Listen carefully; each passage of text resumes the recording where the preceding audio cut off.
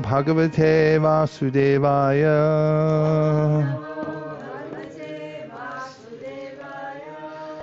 Welcome back, everyone.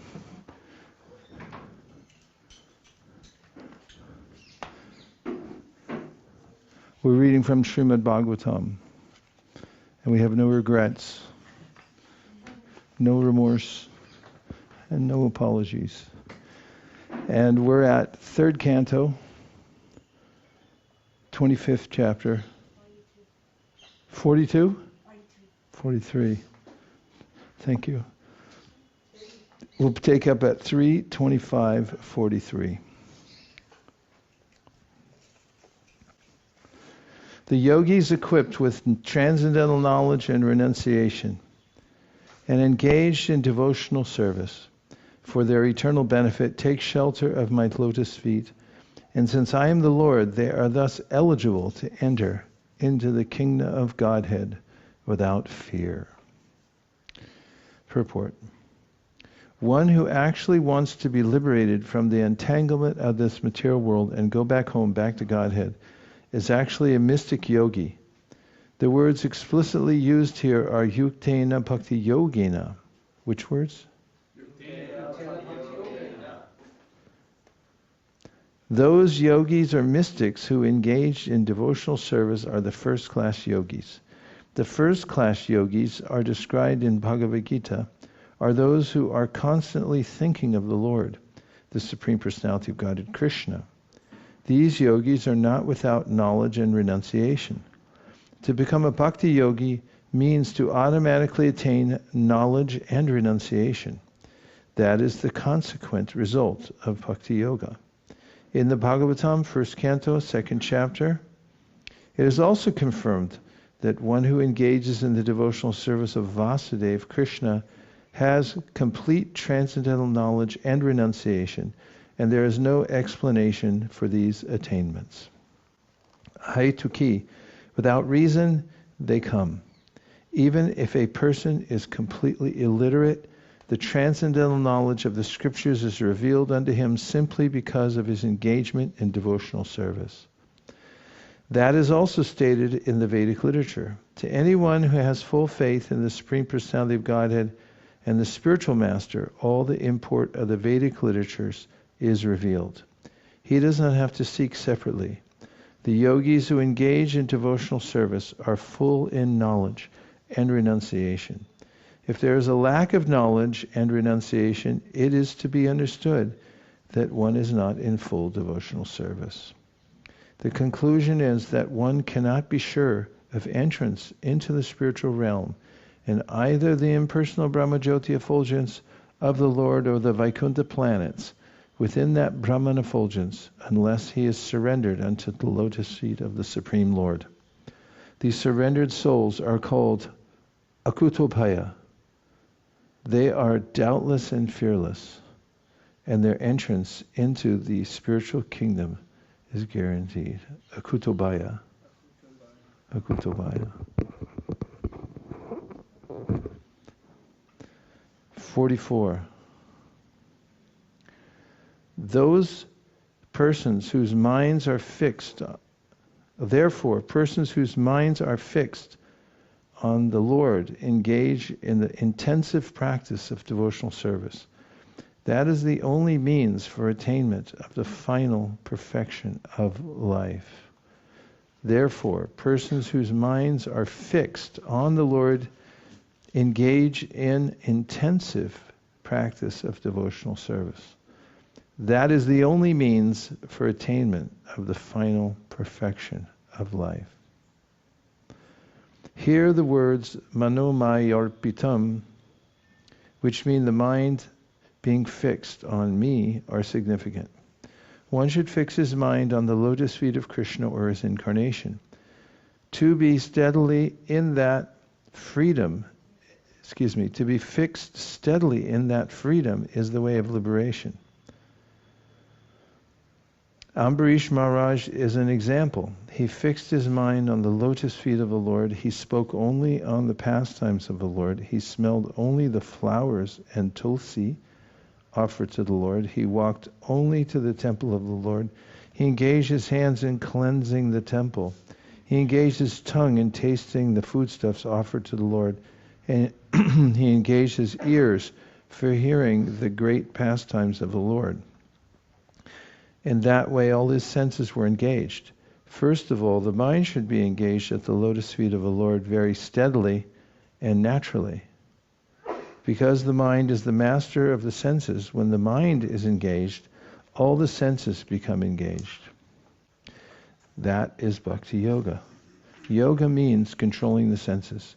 The senses cannot be controlled in the proper sense of the term. They are always agitated. This is true also with a child. How long can he be forced to sit down silently? It is not possible. Even Arjuna said, Chanchalam hi mana Krishna. The mind is always agitated. The best course is to fix the mind on the lotus feet of the Lord. Mano mayarpitam sthiram. If one seriously engages in Krishna consciousness, that is the highest perfectional stage. All Krishna conscious activities are on the highest perfectional level of human life. Thus end the Bhaktivedanta purports of the 3rd canto, 25th chapter of the Srimad Bhagavatam, entitled The Glories of Devotional Service.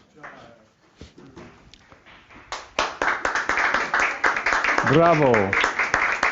Victory! Bravissimo! Jaya, Jaya!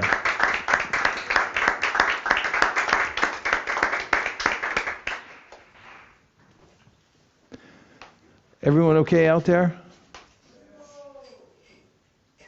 Yeah? Scale of 1 to 10?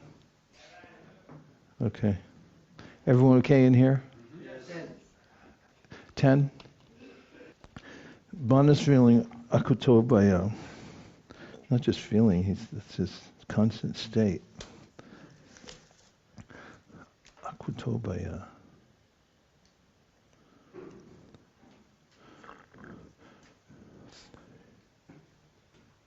Sorry for the silence. I know it's killing you. Okay. We're taking up at chapter 26, Fundamental Principles of Material Nature. The personality of Godhead, Kapila, continued, My dear brother, excuse me, I'm getting there. The personality of Godhead, Kapila, continued, My dear mother, now I shall describe unto you the different categories of the Absolute Truth, knowing which any person can be released from the influence of the modes of material nature. Purport. As stated in Bhagavad Gita, one can understand the Supreme Personality of Godhead, the Absolute Truth, only through devotional service. Bhaktimam abhijanati. As stated in the Bhagavatam, the object of devotional service is Mam, Krishna.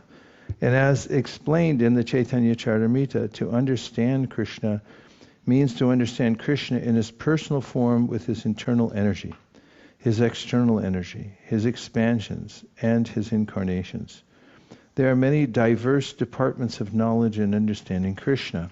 Sankhya philosophy is especially meant for persons who are conditioned by this material world.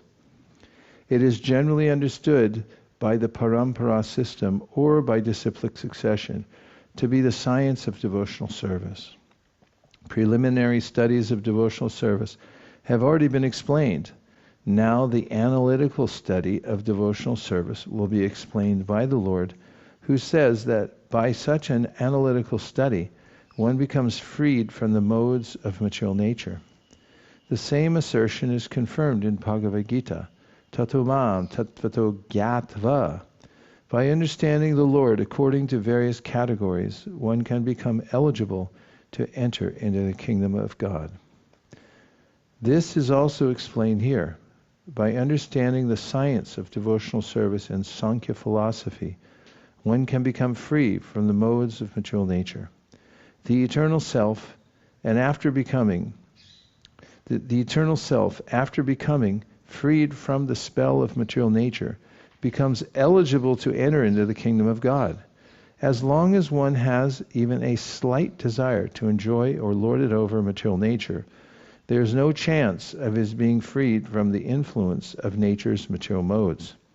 Therefore, one has to understand the Supreme Personality of Godhead analytically as explained in the Sankhya system of philosophy by Lord Kapila-Dev. Knowledge is the ultimate perfection of self-realization. I shall explain that knowledge unto you, by which the knots of attachment to the material world are cut. Purport. It is said that by proper understanding of the pure self, or by self-realization, one can be freed from material attachment. Knowledge leads one to attain the ultimate perfection of life and to see oneself as he is. The Shvetashvatara Upanishad 3.8 also confirms this. Tameva viditvati mrityum eti. Simply by understanding one's spiritual position or by seeing oneself as he is, one can be freed from material entanglement.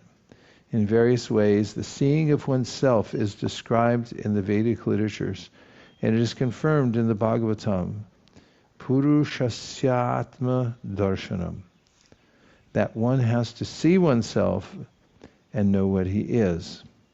As Kapila-Dev explains to his mother, this seeing can be done by hearing from the proper authoritative source. Kapila-Dev is the greatest authority because he is the personality of Godhead, and if someone accepts whatever is explained as it is, without interpretation, then he can see himself. Lord Chaitanya explained to Sanatana Goswami the real constitutional position of the individual. He said directly that each and every individual soul is eternally a servitor of Krishna. Jivera swarupāya krishnera nityadas. Every individual soul is eternally a servitor. When one is fixed in the understanding that he is part and parcel of the Supreme Soul, and that his eternal position is to serve in association with the Supreme Lord, he becomes self-realized.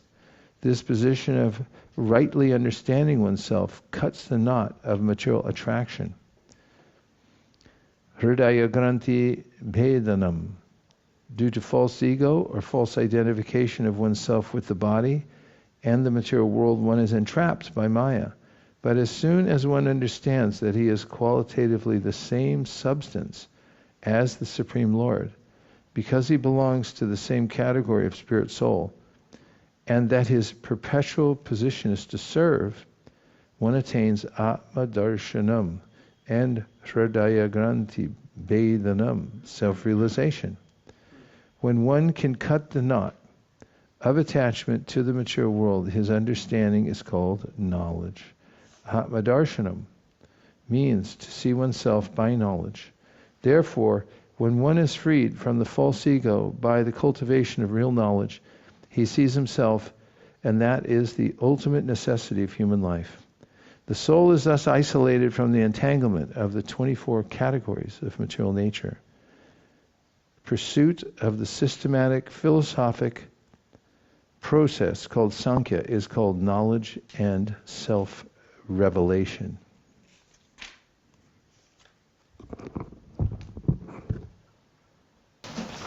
This what Prabhupada comes in 1818? It's part of it, yeah. I'm not this, Sankhya. I'm not that, I'm not this, I'm not, I must be a soul.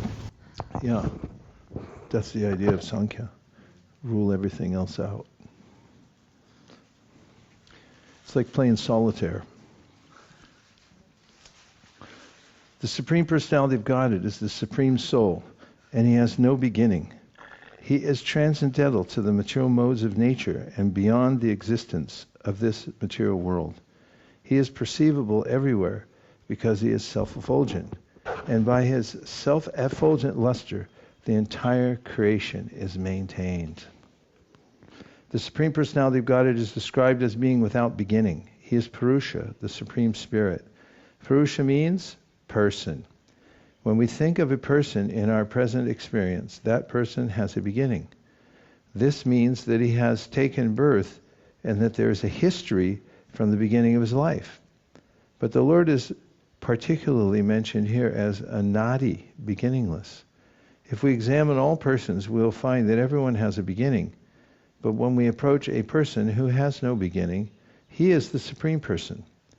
That is the definition given in the Brahma-samhita. Ishvara Parama Krishna. The Supreme Personality of Godhead is Krishna, the Supreme Controller. He is without beginning, and He is the beginning of everyone.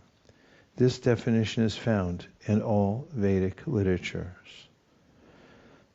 The Lord is described as the soul or spirit. What is the definition of spirit? Spirit is perceivable everywhere. Brahman means great. His greatness is perceived everywhere. And what is His greatness? Consciousness. We have personal experience of consciousness, for it is spread all over the body. In every hair follicle of our body we can feel consciousness. This is individual consciousness. Similarly, there is super consciousness. The example can be given of a small light and the sunlight. The sunlight is perceived everywhere, even within the room or in the sky, but the small light is experienced within a specific limit. Similarly, our consciousness is perceived within the limit of our particular body, but the superconsciousness or the existence of God is perceived everywhere. He is present everywhere by His energy. It is stated in the Vishnu Purana that whatever we find anywhere and everywhere is the distribution of the energy of the Supreme Lord. In Bhagavad Gita also it is confirmed that the Lord is all-pervading and exists everywhere by His two kinds of energy. One spiritual and the other material. Both the spiritual and material energies are spread everywhere, and that is the proof of the existence of the Supreme Personality of Godhead. The existence of consciousness everywhere is not temporary. It is without beginning, and because it is without beginning, it is without end. The theory that consciousness develops at a certain stage of material combination is not accepted herein. For the consciousness, which exists everywhere, is said to be without beginning. The materialistic or atheistic theory stating that there is no soul, that there is no God, and that consciousness is the result of a combination of matter is not acceptable. Matter is not beginningless. It has a beginning. As this material body has a beginning, the universal body does also. And as our material body has begun on the basis of our soul, the entire gigantic universal body has begun on the basis of the Supreme Soul. The Vedanta Sutra says, Janmadhyasya, the entire material exhibition, its creation, its growth, its maintenance, and its dissolution, is an emanation from the Supreme Person. In the Bhagavad Gita also, the Lord says, I am the beginning, the source of birth of everything. I am the beginning, the source of birth of everything. The Supreme Personality of Godhead is described here. He is not a temporary person, nor does He have a beginning. He is without a cause, and He is the cause of all causes. Para means transcendental, beyond the creative energy. The Lord is the creator of the creative energy. We can see that there is a creative energy in the material world, but He is not under this energy. He is Prakriti Para, beyond this energy. He is not subjected to the threefold miseries created by the material energy because He is beyond it. The modes of nature do not touch Him. It is explained here, Swayam Jyoti, He is light Himself. We have experience in the material world of one light being a reflection of another, just as moonlight is a reflection of the sunlight. Sunlight is also the reflection of the brahmajyoti. Similarly, brahmajyoti, the spiritual effulgence, is a reflection of the body of the Supreme Lord. This is confirmed in the Brahma-samhita, Yasya Prabha Prabhavata.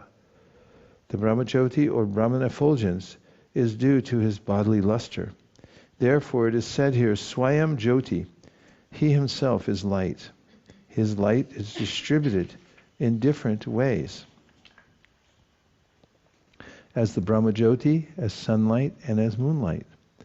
Bhagavad Gita confirms that in the spiritual world there is no need of sunlight, moonlight, or electricity. The Upanishads also confirm this, Because the bodily luster of the Supreme Personality of Godhead is sufficient to illuminate the spiritual world, there is no need of sunlight, moonlight, or any other light or electricity. This self-illumination also contradicts the theory that the spirit soul or the spiritual consciousness develops at a certain point in mature combination. The term Swayam-jyoti indicates that there is no tinge of anything material or any material reaction. It is confirmed here that the concept of the Lord's all-pervasiveness is due to his illumination everywhere.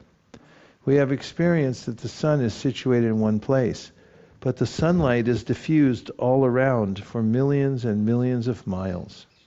That is our practical experience. Similarly, although the supreme light is situated in his personal abode, Vaikuṇṭha or Vrindavan, his light is diffused not only in the spiritual world, but beyond that. In the material world also, that light is reflected by the sun globe, and the sunlight is reflected by the moon globe. Thus, although he is situated in his own abode, his light is distributed all over the spiritual and material worlds. The Brahma Samhita 537 confirms this. Goloka eva nivasatya kilat mabhuta. He is living in Goloka, but still he is present all over the creation. He is the super soul of everything, the Supreme Personality of Godhead, and he has innumerable transcendental qualities. It is also concluded that although he is undoubtedly a person, he is not a Purusha of this material world. Mayavadi philosophers cannot understand that beyond this material world there can be a person. Therefore, they are impersonalists. But it is explained very nicely here that the personality of Godhead is beyond material existence. Now take a few reflections or questions. Yes, Gopal.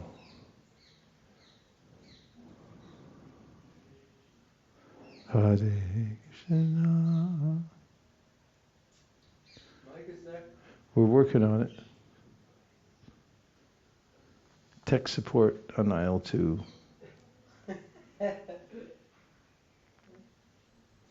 Krishna, Krishna. There you are.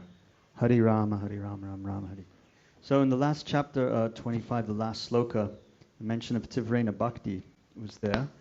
I have observed that when devotees are performing Tivrena Bhakti, one can catch on to that current and flow along with those devotees or that particular devotee.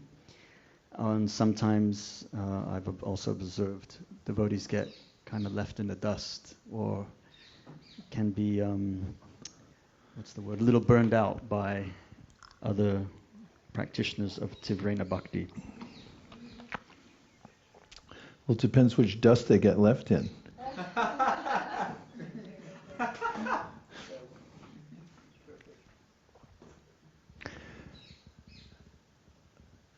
Yeah, well, that's all right.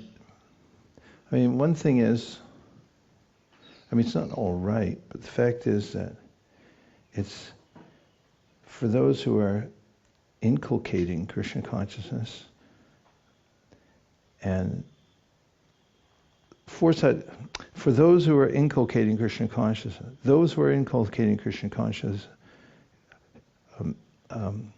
may perfect that inculcation by being aware of people's level of appreciation or their appreciating capacity and presenting at a level that people can assimilate what's being given. Just as far as the language we use, that's one of the main points. If we use language that assumes they know, if we assume they know certain terminologies and we speak to an audience that doesn't know them, they may be left in the dust because they just don't understand what you're saying or it sounds foreign. So adjusting to the level of the audience is an important aspect of Tivrena Bhakti, especially if one's teaching it to other people. And also, Prabhupada, as we talked about yesterday, adjusted the process. that verse that Prabhupada Priya quoted yesterday, as he quoted, Swayambhu Jaksha Kila Sattvadamni Samadhi Naveshati Cheta Saike Tvat Pada Potena Mahat Kritena Kurvanti Govatsa Padam Vavabdim. It's the way in which the process left behind by the Mahat becomes the boat through which they can cross. But we see that the Mahats adjust the process, as Prabhupada did, from 64 rounds, for example, to 16, because he saw, as he writes in the Nectar of Instruction, that people weren't used to doing that. They could chant 16 rounds, he said, and serve. And he said, hopefully, although Srila Bhaktisiddhanta said, anyone who doesn't chant 64 of it is patita, fallen, that he'll accept this. So that's also Tivrena Bhakti. Everyone has their level of Tivrena Bhakti. If somebody's at an entry level and you give them a practice that's beyond their means, they'll just become discouraged. That's one of the points made by our acharyas when they talk about what Nityam Bhagavata Sevaya looks like. They say Nityam means always, but for those who are beginners, if you say always, then they'll say no can do. But if you say at least every day, try to do something, then that's okay too. That's also Nityam, because you have a consistent pace. So it's a matter of awareness of how to accommodate people according to their level. What to speak of oneself, if we know how to adjust our practice so that we can be consistent, then that's often more helpful than having a big spurt of energy and then going off and doing nothing, or worse than nothing. Did you want to follow up with that, Gopal? I saw that your hand was inching up. Another way of looking at it is that, maybe I should have rephrased it, that sometimes when devotees or an ashram situation or different temple settings are practicing Tivrena, it can leave a sector of the community out, even unknowingly. Again, the practice of the Tivrena Bhakti, sometimes within a temple setting or ashram, it can leave a certain group of devotees kind of behind or lagging. Of course, we have to set the bar so that the standard isn't compromised. However, sometimes I feel that some devotees get discouraged on one level. Yeah, that's why I was saying you can create customized individual environments so that people at their own levels can participate. For instance, in our community on the west coast of California, we have those who come to a Saturday morning class, and they'll sit there for 2.5, 3 hours for the class. And then, you can't hear me? Uh-oh. Maybe that's why he asked the question again. Can you hear me now? I was just saying earlier, and just repeating, that in a community is progressive in teaching others how to take to Krishna consciousness. They generally become good at customizing the environment so that people at different levels can take advantage. And I was giving an example on the west coast of California. There's a community that I congregate at, and they have a system where new people get invited to a simpler Tivrena Bhakti program than the one other people are used to, where they're already up to speed. That's the main thing I wanted to say. Yes, Bhanabhata Prabhu?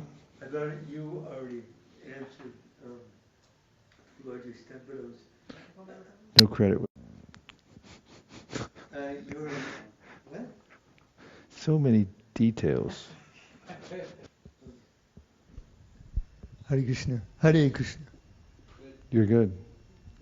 Okay.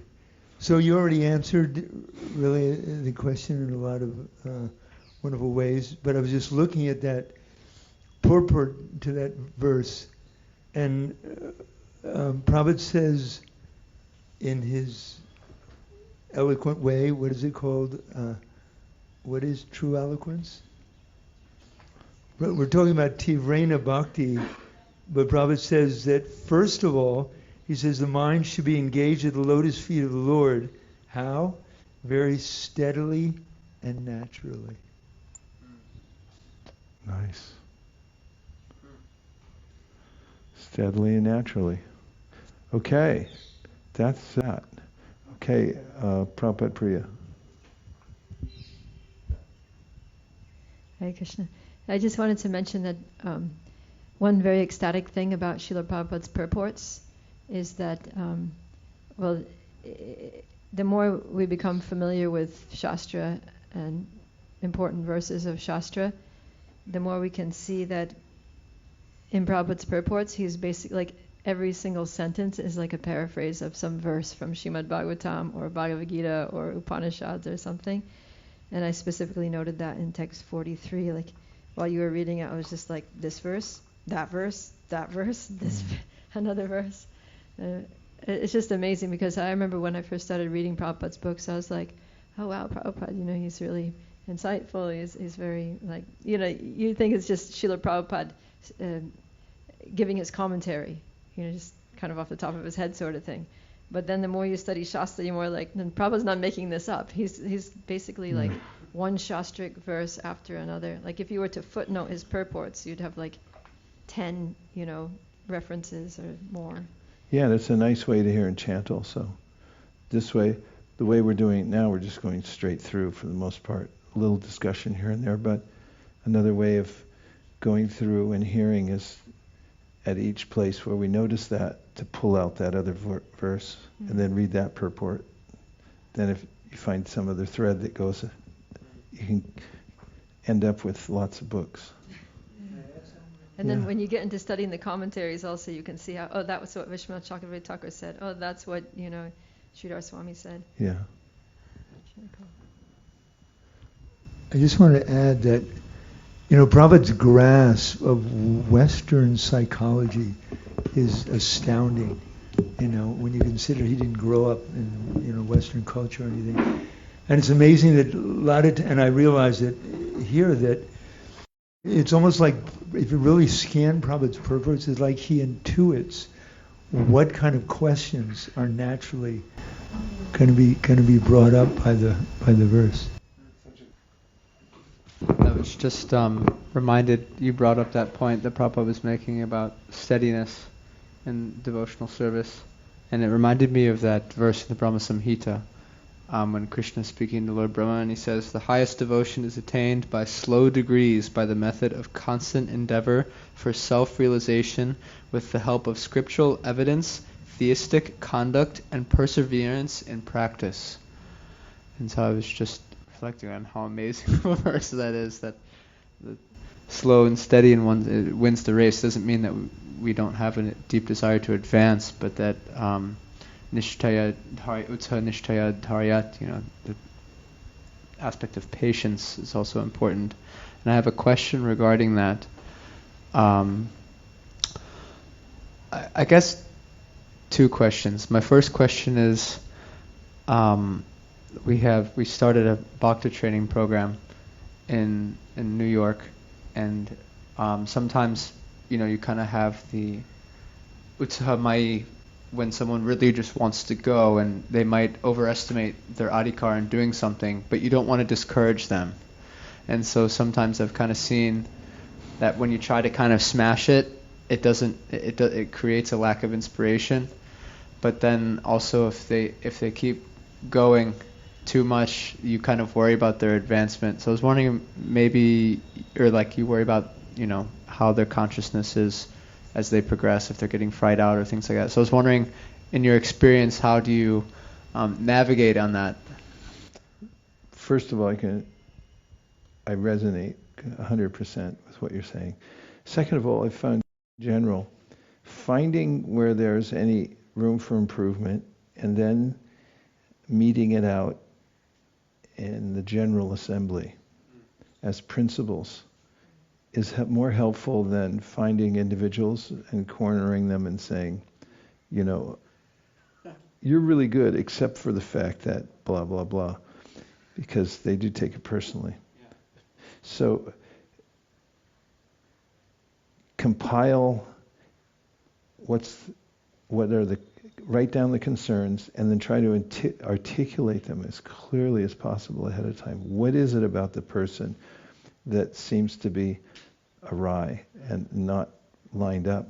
And then in teaching the group altogether, talk about those principles and discuss it amongst the devotees, because then a lot of light comes out. And then nobody gets hit directly.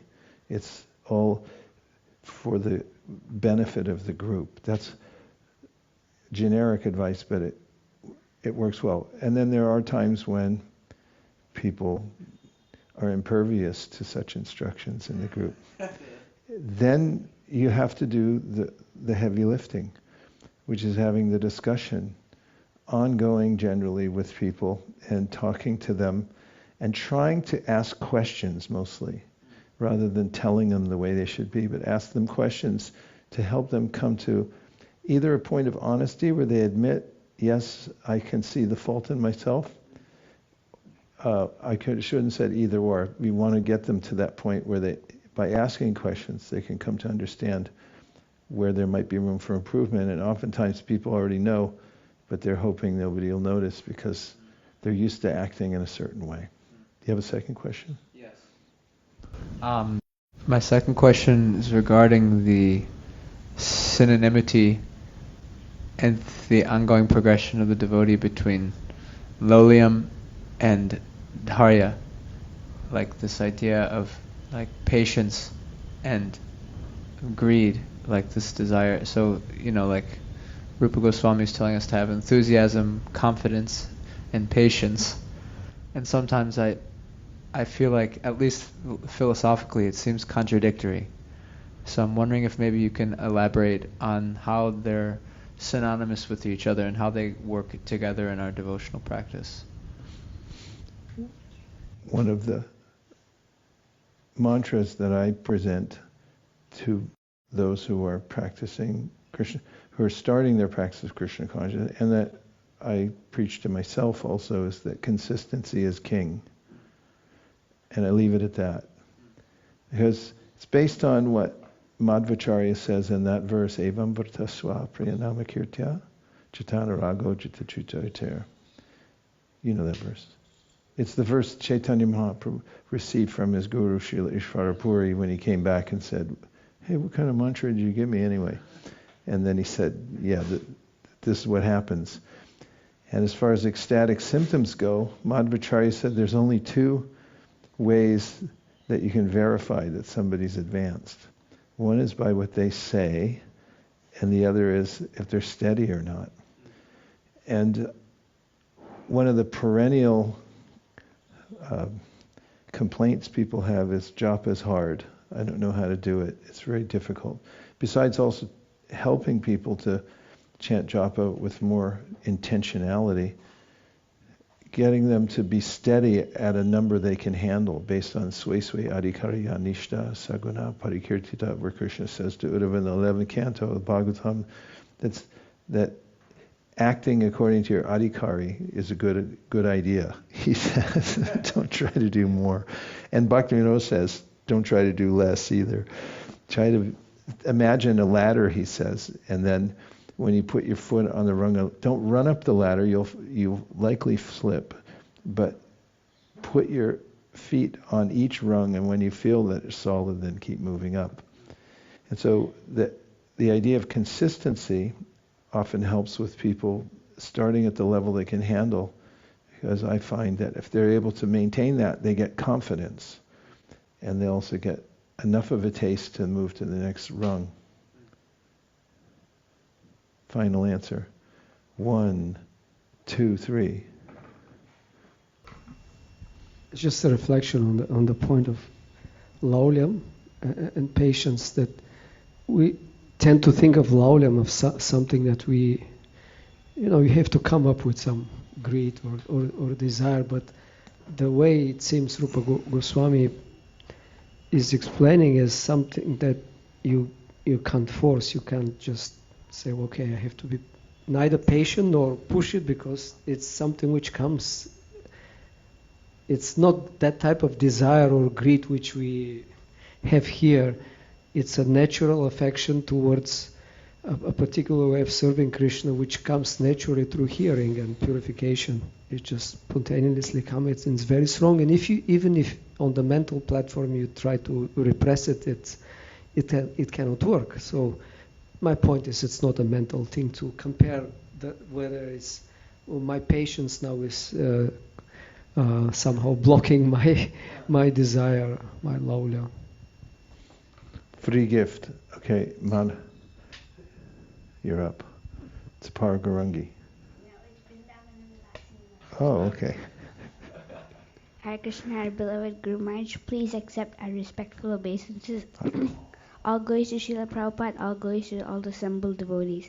I have a question or doubt about the previous chapter 25. In verse 35, Prabhupada writes, the devotee expressed their minds before the deity, and in many instances the deity also gives answers. Question: do the deities actually answer the devotees, or is it the Paramatma that answers? Your insignificant servant Vrindavana Vilasini Dasi.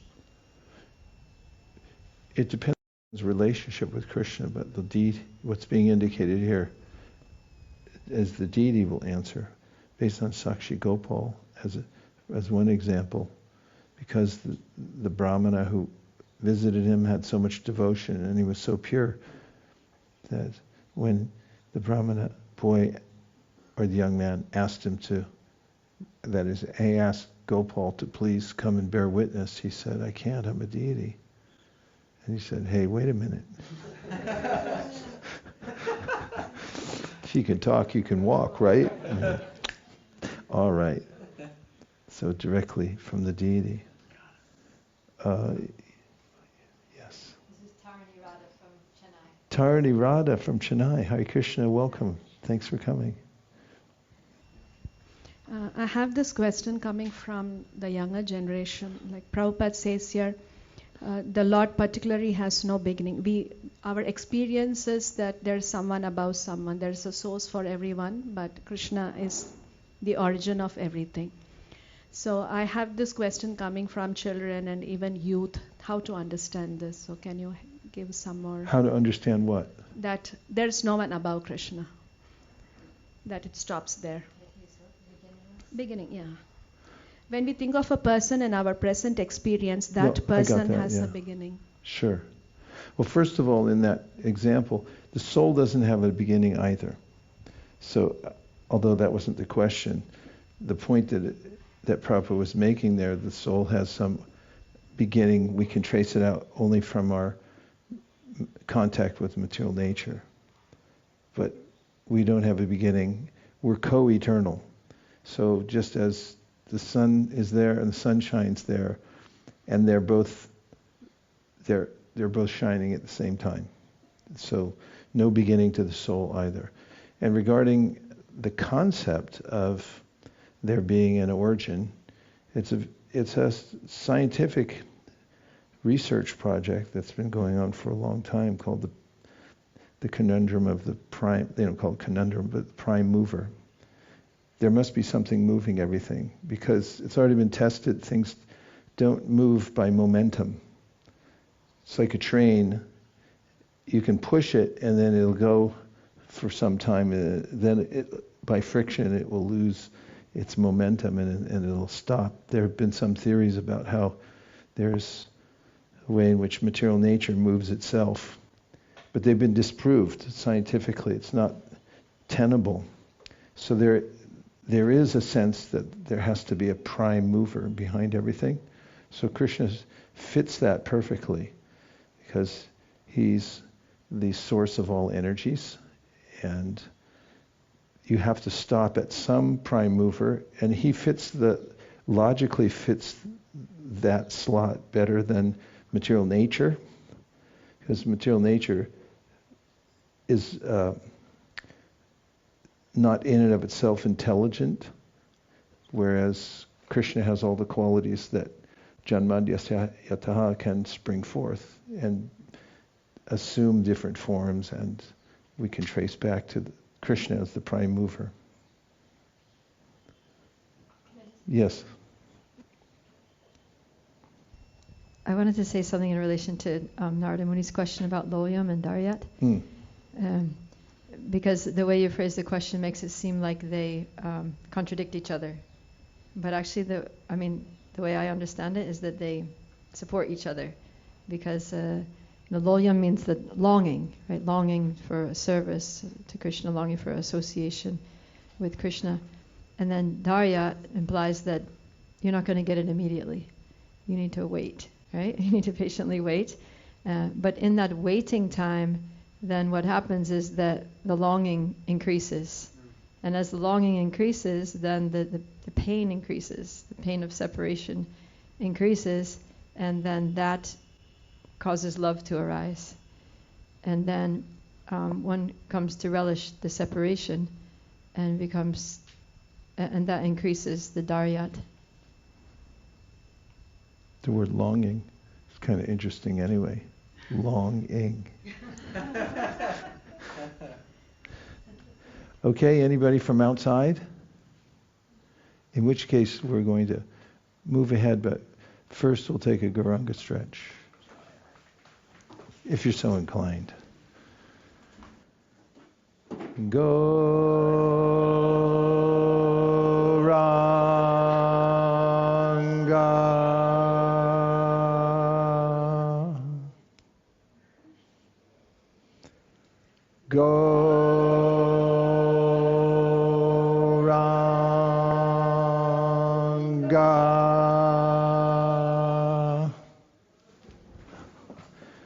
We're taking up at text number 4, if I'm not incorrect. As his pastime, that Supreme Personality of Godhead, the greatest of the great, accepted the subtle material energy which is invested with 3 material modes of nature and which is related with Lord Vishnu. Purport. In this verse, the word gunamayim is very significant. Daivim means the energy of the Supreme Personality of Godhead, and gunamayim means invested with the 3 modes of material nature. When the material energy of the Supreme Personality of Godhead appears, this gunamayim energy acts as a manifestation of the energies of the 3 modes. It acts as a covering. The energy emanated from the Supreme Personality of Godhead manifests in 2 ways, as an emanation from the Supreme Lord and as a covering of the Lord's face. In Bhagavad Gita, it is said that because the whole world is illusioned by the 3 modes of material nature, the common conditioned soul, being covered by such energy, cannot see the Supreme Personality of Godhead. The example of a cloud is very nicely given. All of a sudden, there may appear a big cloud in the sky. This cloud is perceived in 2 ways. To the sun, the cloud is a creation of its energy, but to the ordinary common man, in the conditioned state, it is a covering to the eyes. Because of the cloud, the sun cannot be seen. It is not that the sun is actually covered by the cloud. Only the vision of the ordinary being is covered. Similarly, although Maya cannot cover the Supreme Lord, who is beyond Maya, the material energy covers the ordinary living entities. Those conditioned souls who are covered are individual living entities, and he from whose energy Maya is created is the Supreme Personality of Godhead. In another place in the Srimad Bhagavatam, in the 1st canto, 7th chapter, it is stated that Vyasadeva, by his spiritual vision, saw the Supreme Lord and the material energy standing behind him. This indicates that material energy cannot cover the Lord, just as darkness cannot cover the sun. Darkness can cover a jurisdiction which is very insignificant in comparison to that of the sun. Darkness can cover a small cave, but not the open sky. Similarly, the covering capacity of the material energy is limited and cannot act on the Supreme Personality of Godhead, who is therefore called Vibhu. As the appearance of a cloud is accepted by the sun, so the appearance of the material energy at a certain interval is accepted by the Lord. Although his material energy is utilized to create the material world, this does not mean that he is covered by that energy. Those who are covered by the material energy are called conditioned souls. The Lord accepts the material energy for his material pastimes in creation, maintenance, and dissolution. But the conditioned soul is covered. He cannot understand that beyond this material energy, there is the Supreme Personality of Godhead, who is the cause of all causes. Just as a less intelligent person cannot understand that beyond the covering of the clouds, there is bright sunshine. Divided into varieties by her threefold modes, material nature creates the forms of the living entities, and the living entities, seeing this, are illusioned by the knowledge-covering feature of the illusory energy. Purport: material energy has the power to cover knowledge, but this covering cannot be applied to the Supreme Personality of Godhead. It is applicable only to the praja, or those who are born with material bodies, the conditioned souls. The different kinds of living entities vary according to the modes of material nature, as explained in Bhagavad Gita and the other Vedic literature. In Bhagavad Gita 7:12, it is very nicely explained that although the modes of goodness, passion, and ignorance are born of the Supreme Personality of Godhead, he is not subject to them. In other words, the energy emanating from the Supreme Personality of Godhead cannot act upon him, cannot act on him. It acts on the conditioned souls, who are covered by the material energy. The Lord is the Father of all living entities because he impregnates material energy with the conditioned souls. Therefore, the conditioned souls get bodies created by the material energy, whereas the Father of the living entities is aloof from the three modes. It is stated in the previous verse that the material energy was accepted by the Supreme Personality of Godhead in order that he might exhibit pastimes for the living entities who wanted to enjoy and lord it over the material energy. This world was created through the material energy of the Lord for the so-called enjoyment of such living entities. Why this material world was created for the sufferings of the conditioned souls is a very intricate question. There is a hint in the previous verse in the word Leelaya, which means for the pastimes of the Lord. The Lord wants to rectify the enjoying temperament of the conditioned souls. It is stated in Bhagavad Gita that no one is the enjoyer but the Supreme Personality of Godhead. The material energy is created, therefore, for anyone who pretends to enjoy. An example can be cited here that there is no necessity for the government's creation of a separate police department. But because it is a fact that some of the citizens will not accept the state laws, a department to deal with criminals is necessary. There is no necessity, but at the same time, there is a necessity.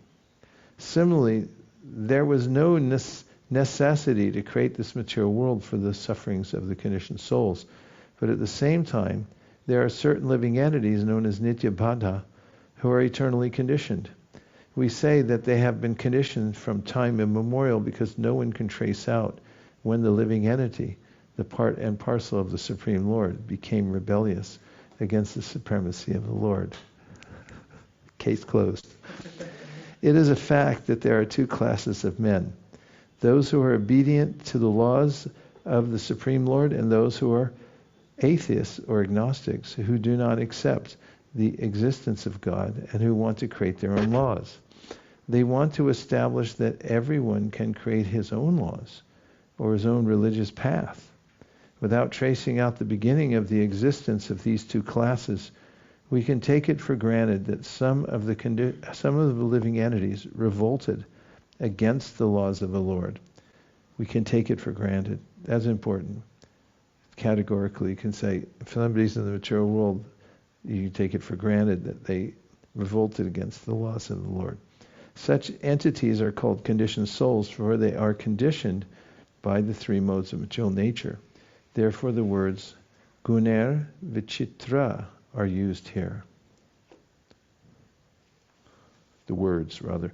Therefore the words gunar vichitra are used here. In this material world there are 8,400,000 species of life. As spirit souls, they are all transcendental to this material world. Why then do they exhibit themselves in different stages of life? The answer is given here. They are under the spell of the three modes of material nature. Because they were created by the material energy, their bodies are made of the material elements. Covered by the material body, the spiritual identity is lost, and therefore the word mumuhe is used here, indicating that they have forgotten their own spiritual identity. Mumuhe, that's not good. This forgetfulness of spiritual identity is present in the jivas or souls who are conditioned, being subject to be covered by the energy of material nature. Jnana guhaya is another word used. Guha means covering. Because the knowledge of the minute conditioned souls is covered, they are exhibited in so many species of life. Because the knowledge of the minute conditioned soul is covered, they are exhibited in so many species of life.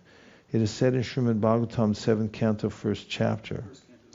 It is said in Srimad Bhagavatam 7th canto 7th chapter 1st canto, 7th canto 1st chapter. The living, sorry, we're getting there. It is said in the Srimad Bhagavatam 7th chapter, huh? Is said in Srimad Bhagavatam 7th chapter 1st canto. That's what it says here. I would have put it the other way around, but you can't change anything. The living entities are illusioned by the material energy. In the Vedas also, it is stated that the eternal living entities are covered by different modes, and that they are called tricolored: red, white, and blue. I knew America.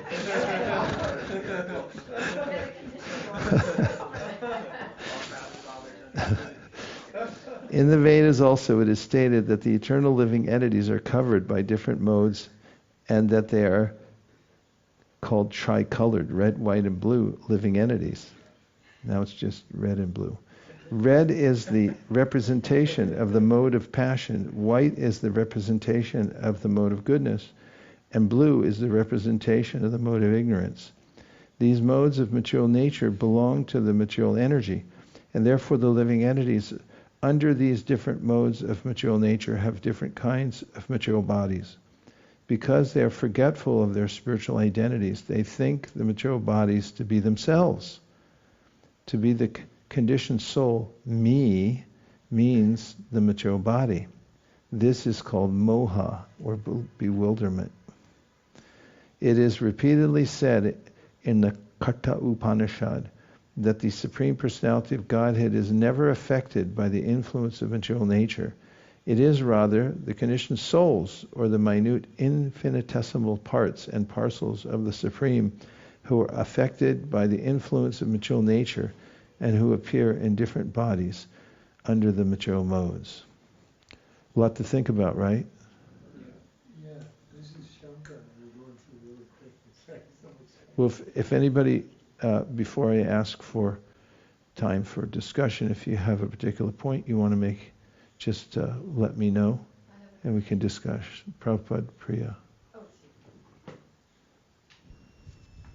I don't understand how the word lilaya comes into explaining why the material world was created for the suffering of the conditioned souls. Because that makes it seem like it's the Lord's pastime. I remember there was one ISKCON sannyasi a long time ago that said that actually we didn't fall down. The Lord he wanted some souls to be here so that he could come here and as Lord Chaitanya and have his lila of saving us. And so it's all just lila. So that just triggered that bogus concept here. Well, Prabhupada says something similar to that, not in that context. Not exactly like that, but he does mention in the personified Vedas, in the Krishna book, they accommodate, and at the same time it's joyful. There's a way that Prabhupada had described earlier. You may remember how his dalliance with the material nature, or the relationship, Prabhupada said that the Lord has with, in describing the material nature, he said he made it synonymous with his Rasa Leela. Remember that? So there's nothing outside of Leela for the Lord. And that includes the Shrishti Leela when he's breathing out. And his idea is to give the souls an opportunity to come back to Godhead. That can be considered. I guess the difference is that he didn't put us here for that purpose, for his pleasure in saving us, but we revolted, we rebelled against him. We got ourselves here. But then it just so happens that he does enjoy saving us. Yeah. Yeah. Right. That's why I said just part of that. So I guess the example of the prison, the government making a prison for criminals, doesn't include that component. The government doesn't enjoy making a prison. They do nowadays. They make a lot of money Oh, off it. really? Okay, then I It's guess a growth I guess industry. It's good. Yeah. When the Lord assumes a human-like body to show mercy to his devotees, go into it. When the Lord, I'm reading an excerpt handed to me by Sudhir Madhava. When the Lord assumes a human-like body, anugrahaya bhaktanam, that one, he engages such pastimes as will attract those who hear about them to become dedicated to him. Can you say why you chose this? Anugrahaya bhaktanam manusham deham astita. Yeah, when the word Leelaya was mentioned and Mataji is expanding on Leelaya, here it is mentioned that Srila Jiva Goswami and Srila Vishwanath Chakravarti Thakur explain that the Lord appears in that form in a way his devotees conditioned in human society can perceive and understand. And to what you were also saying about conjugal pastimes, Srila Vishwanath Chakravarti Thakur glorifies the Lord's conjugal pastimes, stating that these romantic affairs have an inconceivable spiritual potency to attract the polluted heart of conditioned souls. So it just explains more the Leela aspect of the Lord. So from that perspective, the anugrahaya bhaktanam manusham deham astita bhajate tad kridha yashutva. What's the last line? Tadbhav tatparo bhavet. Yashutva tatparo bhavet means he comes and performs his human-like pastimes to give us something to talk about later. Yes, Prabhu. Just a little bit more on that. It's because here seems to follow the discussion in Brahma Sutras, exactly on that point, about why. I mean, it's related to the responsibility of the Lord towards the suffering, and it says, well, they suffer because of their karma, and how it began. And the question is, karma has no beginning. And that's why Prabhupada says it's very simple. We cannot trace it. There is no beginning of the existence of the Nityabhara souls. So, as you said, case closed. There's nothing to discuss. And then, the Brahma Sutras, the question is why the world is there. And then the answer is it's for Lila. And then, of course, you can, as you said, they suffer and it's Lila. How can somebody enjoy the suffering of others? But there is no connection of these. The living entities suffer because of their own activities, but the Lord creates it out of his, everything what he does is basically Lila. It's a natural expression of his nature. So that's showing another of his qualities and supreme status of the Supreme Lord.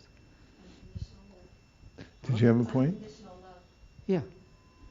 Well, it doesn't discuss in that section of the Brahma Sutras, but that's the Nadi and the Lila are there, what Prabhupada explains. Thanks, Mahendra Prabhu. Okay, last one, and we'll keep reading, unless anybody outside has a point. Just to add a little more flavor on that, I remember getting this excerpt from Srila Bhaktivinoda Thakur's book Jaiva Dharma, and he mentions like kind of this long-term vision of the suffering of the so-called suffering of the jiva, and I can read a little part of it. He talks, I guess I can just read it. A man attached to sense gratification ultimately attains misery. When this misery increases that it gives rise to the desire for happiness, this desire leads to discrimination, which brings inquisitiveness. Because of inquisitiveness, one attains the association of saints, which gives rise to faith. By faith, one ascends the path of progression, just as gold is purified by heating it in fire and beating it with a hammer. In the same way, the jiva, who is affected with the contaminations of sense enjoyment and non-devotion to Krishna, is purified by putting him on the anvil of the material world and beating him with the hammer of miseries. I don't know about you, but I feel much better. So this is what thank you. Will make us, The misery of the conditioned soul ultimately brings him pleasure. Thus, misery is an instance of the Lord's mercy. Therefore, the misery that befalls jivas as part of Krishna's Leela appears auspicious to the far-sighted and miserable to the short-sighted. I found that a very interesting point. It's from Jaiva Dharma, which is now coming out from the BBT soon. Okay, we have one outside. Prema Manjari. Prema Manjari, Devidasi. Thank you, Prema Manjari. So my question is related to the statement that the living entities have revolted against the Lord, and this is why we are here now in the material world. But there are many devotees also in ISKCON who are of the opinion that we have never been with Krishna. So my question here is, where exactly is this opinion coming from? Because they say it's something from the acharyas also. Well, so if you can expand, perhaps. Krishna describes in the Bhagavad Gita, Vita, Raga, Bhaya, Krodha. There are three psychological anomalies that one has to overcome in order to take to the process of pure devotional service. Raga means attachment, Bhaya means fear of one's personal existence, and Krodha means anger because of conflicting ideas.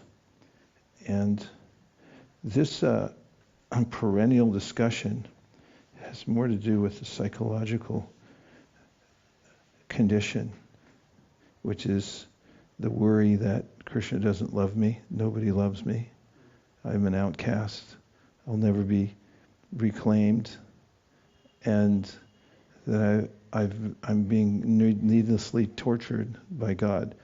As soon as one comes to full realization, as soon as one comes into one's own spiritually, one realizes that I have nothing to do with the material nature in the first place, and it's not an issue.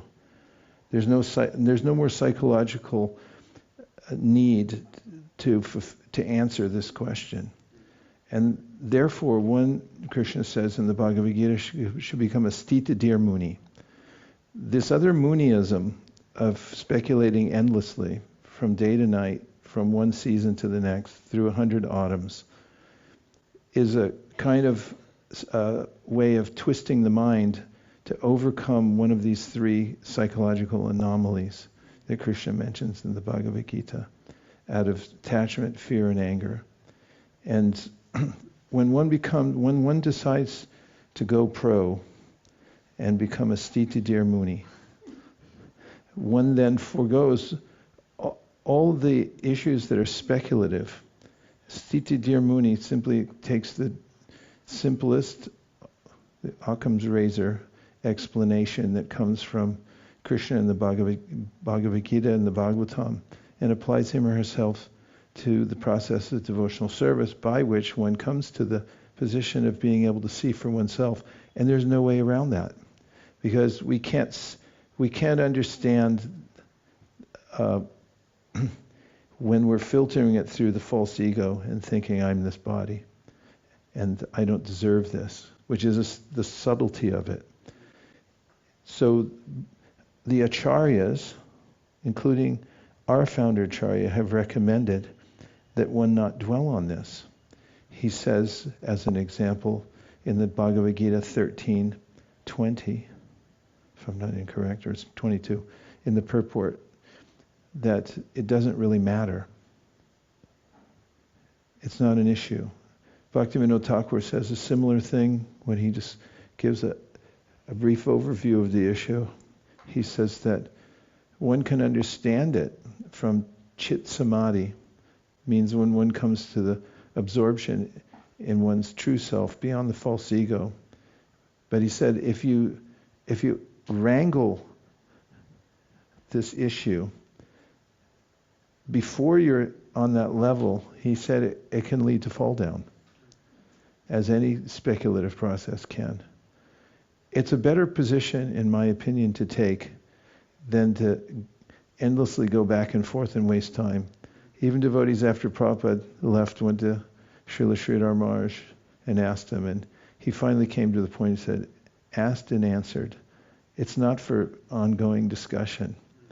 So it's something to be realized, and if we take it from that, if we take Prabhupada's simple instructions, and for that matter Lord Chaitanya's, when we say the Shikshashtakam, he says somehow or other fall into the material world. Part of the idea about this, why did I fall down, how did I fall down, is I think I'm so significant. But I was thinking the other day after some of our discussions, and just the other day we were talking about, Urmila was saying, particle of a speck of a speck of a speck. It's like, who cares how you got here? You're so insignificant that you could have drifted in here in any possible way. It's not something that's taken up so deliberately to come to that point, because it's not that helpful. Okay, last. What is it? 10:20? 13:20. For the record, I'll enter into the record, if it pleases the court. Because it is a position. You can go with, I heard it from previous acharyas, said it a different way. You can take it one way or take it the other. But Prabhupada writes here, the material manifestation is from the energy of the Supreme Lord, and so also are the living entities, but the living entities are of the superior energy. Both the living entities and the material nature existed before this cosmos was manifested. Material nature was absorbed in the Supreme Personality of Godhead, Mahavishnu, and when it was required, it was manifested by the agency of the Mahatattva. Similarly, the living entities are also in him, and because they are conditioned, they are averse to serving the Supreme Lord. Thus, they are not allowed to enter into the spiritual sky. But with the coming forth of material nature, these living entities are again given a chance to act in the material world and prepare themselves to enter into the spiritual world. That is the mystery of this material creation. Actually, the living entity is originally the spiritual part and parcel of the Supreme Lord, but due to his rebellious nature, he is conditioned within material nature. It really does not matter how these living entities or superior entities of the Supreme Lord have come in contact with material nature. The Supreme Personality of Godhead knows, however, how and why this actually took place. In the scriptures, the Lord says that those attracted by this material nature are undergoing a hard struggle for existence. But we should know it with certainty from the descriptions of these few verses that all transformations and influences of material nature by the three modes are also productions of material nature. All transformations and variety in respect to living entities are due to the body. As far as the spirit is concerned, all entities are the same. There's a uniformity in this statement that there was a rebelliousness of the living entity. And there's also a universal agreement that living entities in the material world are called fallen. And so it doesn't really matter how or from where one fell exactly. What Prabhupada just said there, I'm just repeating. But the designation of being fallen or rebellious is universally applied from whatever position one comes from.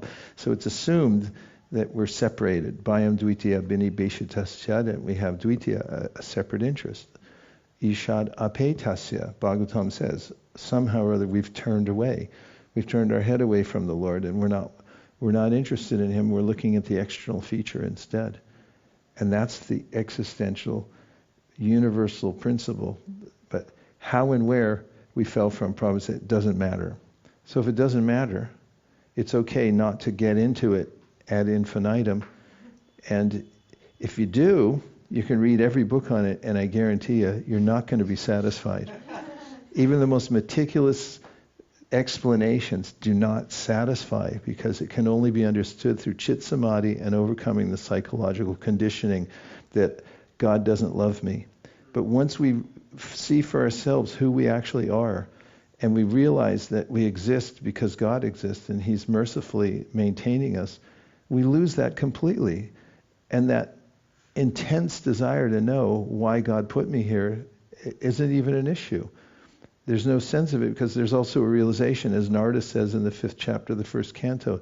He said, I realized the Lord and I are the same in the sense that we're both spiritual and eternal, and I never really had anything to do with the material world in the first place, like waking up and realizing, oh, darn it. I hope that helps, but that's my version. Prema Mantri, okay? Technical support needed.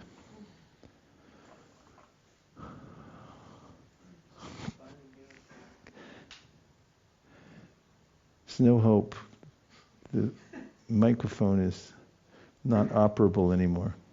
Okay. Anybody else? Are we finished out there? I can't tell. So now we're going to take a Gayatri break. We'll be back.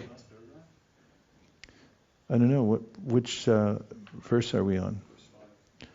It is repeatedly said in the Karta Upanishad, I'm pretty sure because I said Karta last time, that the Supreme Personality of Godhead is never affected by the influence of material nature. It is rather the conditioned souls, or the minute infinitesimal parts and parcels of the Supreme, who are affected by the influence of material nature and who appear in different bodies under the material modes. Madhava, what do you got for us? Aparagarangi showed up finally. Okay, let's go. Hare Krishna, dear Guru Maharaj, please accept my respectful obeisances. All glories to Srila Prabhupada. What is Chit Samadhi? It means, as we heard it a little earlier, it means to come into full knowledge of yourself in relationship to what Prabhupada called super consciousness. We're conscious entities, and then there's super consciousness, and to see our one's eternal existential situation as a ray of the Supreme Lord, and not this material body. We're not thinking of ourselves as me, Prabhupada said, in relation to the body. And as Krishna says, nirmana mohojita songa, you have to give up these various aspects of illusion. One of them is, this is me, I'm this body, I'm this designation. There's no designation except for Jivera Suprahoy, Krishnera Nityadas. That's what it means. Now we'll take a 15-minute break. We'll be back here at 12:15 on the nose. Hare Krishna. Gaur Premanande, Haribol.